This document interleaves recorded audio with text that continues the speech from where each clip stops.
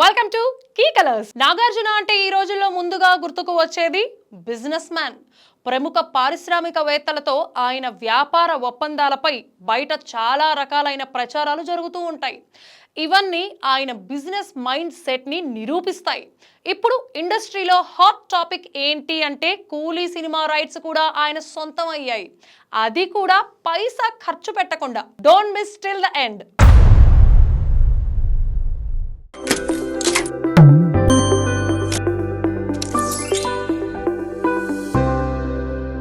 అక్కినేని నాగార్జున యువ సామ్రాట్ అనే బిరుదు వదిలేశాడు. ఇండస్ట్రీలోకి యంగ్ బ్లడ్ వచ్చిందని, తానింకా యూత్ కాదని, అందుకే అలా పిలవద్దని చెప్పుకున్నారు. కానీ ఆయన ఇమేజ్ కు సెట్ అయ్యే కథలు పెద్దగా రాకపోవడంతో బాక్స్ ఆఫీస్ హిట్లు అస్సలు పడడం లేదు. సోగ్గాడే చిన్ని నాయన తర్వాత సరైన సినిమా లేదు. కానీ నాగంటే క్రేజ్ ఉంది. ఆ క్రేజ్ ను ప్రేక్షకులను థియేటర్లకు రప్పించేలా చేయాల్సిన సినిమాలు మాత్రం పడలేదు.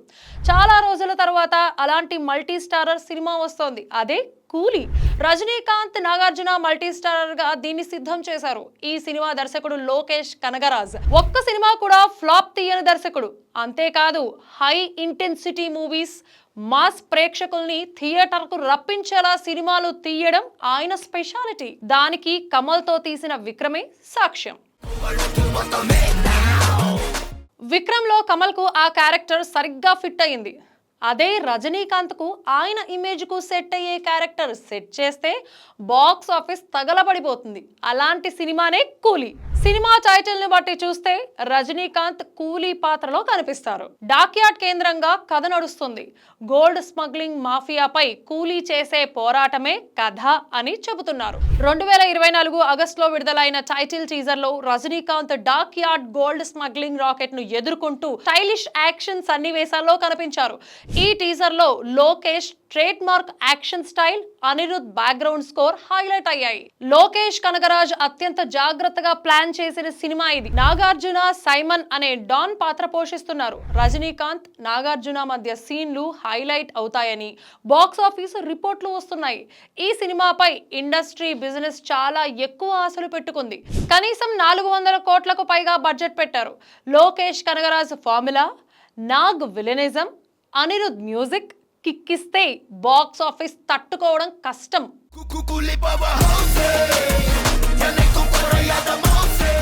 ఇక్కడే నాగార్జునలోని బిజినెస్ మెన్ తెరపైకి వచ్చారు. ఆయనకు 24 కోట్ల రూపాయలు ఆఫర్ చేసినప్పటికీ వద్దనుకున్నారు. తెలుగు రైట్స్ ఇవ్వాలని కోరారు. అక్కడ ఆయన వ్యాపార నైపుణ్యం బయటపడింది అని అనుకోవచ్చు. ఎందుకంటే జాక్పాట్ ఇంత ఈజీగా ఎవరు పట్టగలరు? కూలీ సినిమాలో నటించినందుకు నాగార్జునకు 24 కోట్ల రూపాయల రెమ్యూనరేషన్ ఇస్తున్నారని ప్రచారం జరిగింది. అది నిజమే.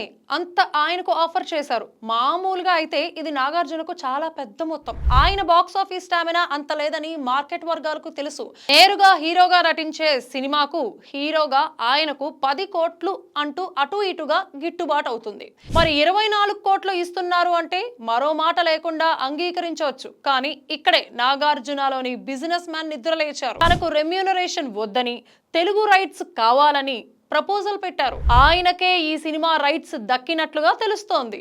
కూలీ సినిమా మాస్ ప్రేక్షకుల్లో హిస్టీరియా సృష్టిస్తే 100 కోట్లు సులువుగా వచ్చి పడతాయి. అది కూడా ఒక్క తెలుగులో.